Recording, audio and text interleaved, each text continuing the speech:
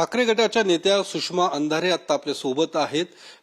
ताई, महापालिकेचा निकाल लागलेला आहे, खास करून मुंबई महापालिकेचा, आणि हॉटेल पॉलिटिक्स सुरू झालेला आहे. एकनाथ शिंदे यांच्या शिवसेनेचे सर्व नगरसेवक सध्या हॉटेलमध्ये आहेत. जोपर्यंत महापौर पदाची निवडणूक होत नाही तोपर्यंत या हॉटेलमध्ये ठेवण्यात आलेले आहे. त्यांच्याकडून साधारणतः स्पष्टीकरण दिलं जातं की तिथे शिबिर घेतलं जातंय, अशा पद्धतीने स्पष्टीकरण शिवसेनेकडून दिलं जातंय. मात्र तुम्ही कसं पाहतात या हॉटेल पॉलिटिक्सकडे? History repeats itself. ते म्हणतात ना, इतिहास अपने आप को दोहराता है.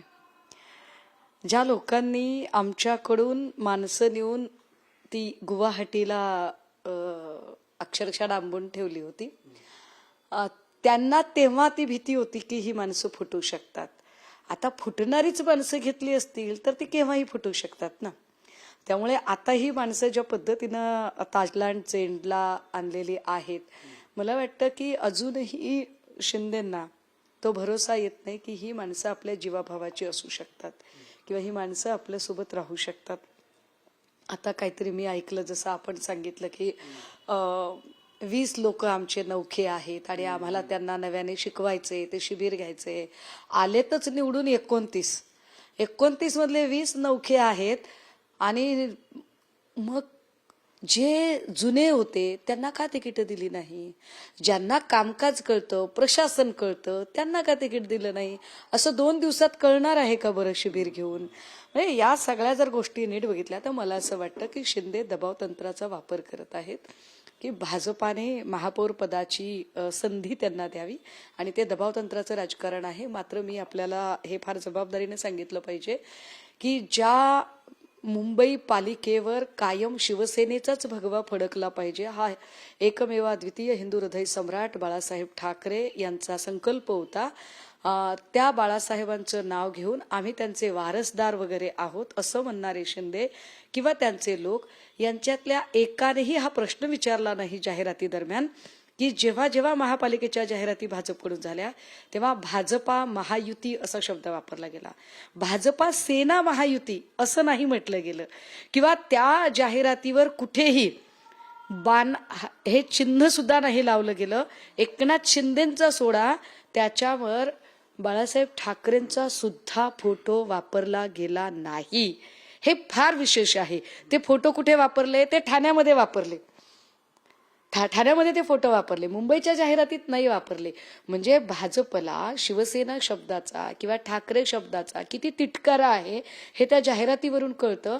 आता तरीही जे काही त्यांचं चाललंय की आम्हाला महापौर पद वगैरे मिळावं आणि त्यासाठी जे काही दबाव तंत्राचं राजकारण आहे, मला वाटतं ह्या सगळ्यांच्या पेक्षा त्यांनी अजून काही वेगळे पर्यायाचा विचार करायला हरकत नाही.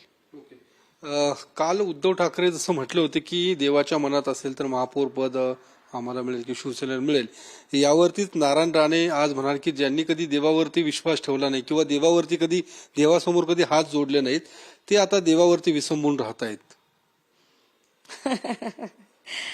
ते राणे आणि राणेंच्या पोरांचं असं झालंय की बेगानी शादी वे अब्दुल्ला दिवाना. कोणी विचारात घेत नाही, कोणी तुम्हाला प्रतिक्रिया विचारत नाही, तरी ज्या पद्धतीने प्रतिक्रिया देतात हे वाईट आहे. आणि जेव्हा ठाकरे असं म्हणतात तेव्हा ठाकरेंच्यासाठी प्रत्येक शिवसैनिकामध्ये देव असतो.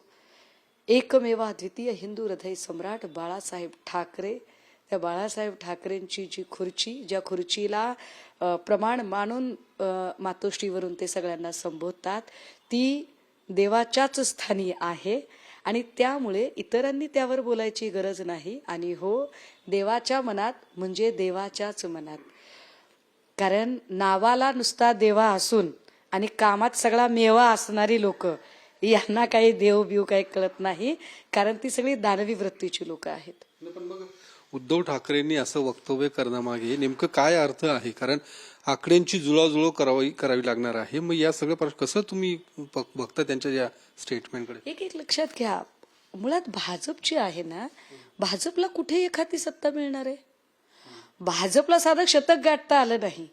एवढा करोडो रुपयाचा पाण्यासारखा पैसा ज्यांनी घालवला, ईडी, सीबीआय, इलेक्शन कमिशन, सगळ्या प्रकारच्या ज्यांनी हाताळणी केली, ती भाजपा आज घडीला जर बघितलं तर फक्त आणि फक्त 89 जागा म्हणजे फक्त 5 जागा वाढलेल्या आहेत. साधं शतक गाठता आलं नाही. त्यामुळे जर ते भाजपला जमलेलं नाही तर भाजपने हा दावा करायचं काही कारण नाही की आम्ही सत्ता करू शकतो.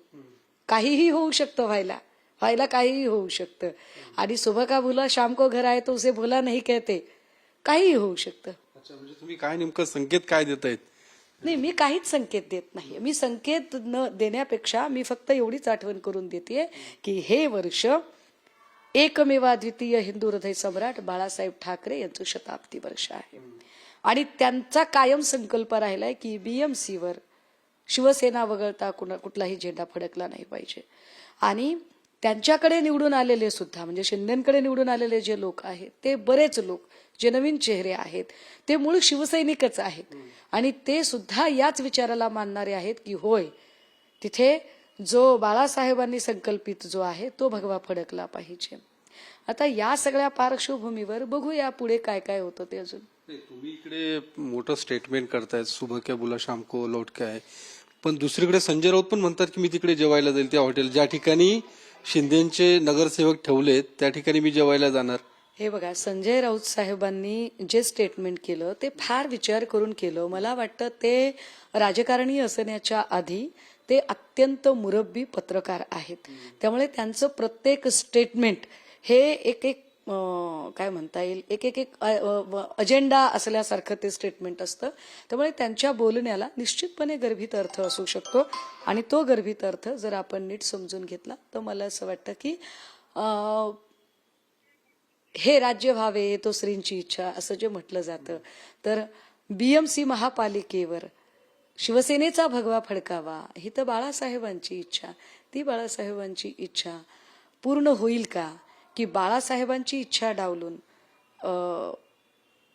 ही मुंबई भाजपच्या घशात घालण्याचं पाप कुणी करेल का, हे सगळं मला वाटतं येणाऱ्या काळात ठरेल.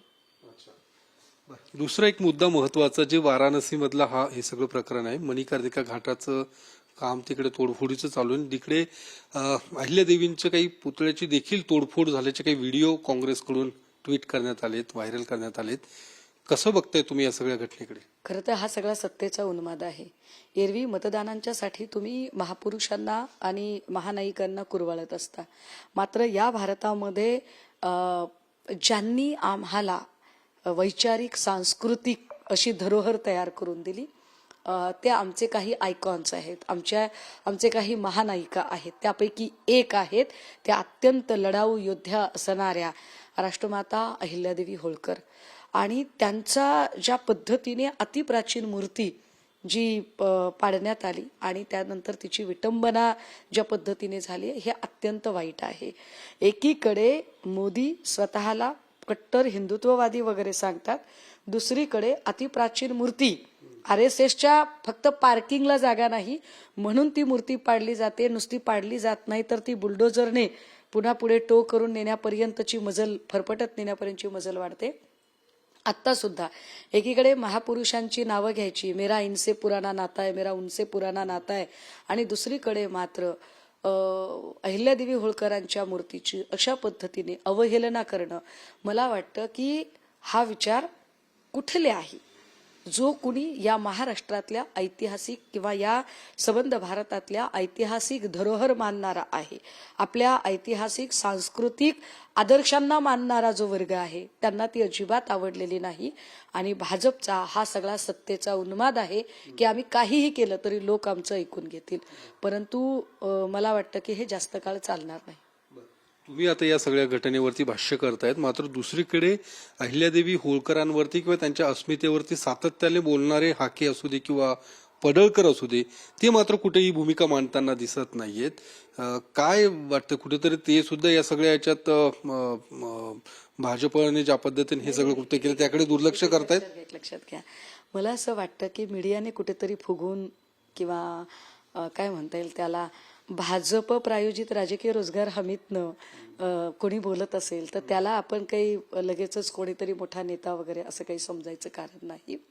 त्याला चळवळीचा माणूस लागतो, त्याला वैचारिक अधिष्ठान असणारा माणूस लागतो आणि त्याला शांत आणि संयतपणे मांडणारी सुद्धा लोक लागतात.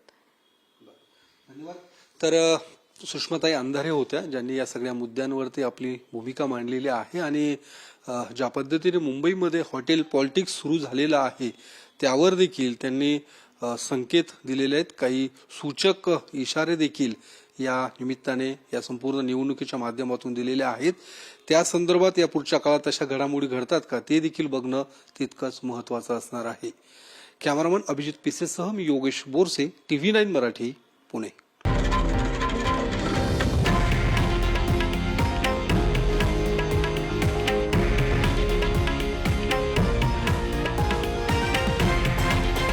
हे आहे देशातील नंबर 1 न्यूज नेटवर्क आणि आपण पाहत आहात TV9 मराठी, एकमेव.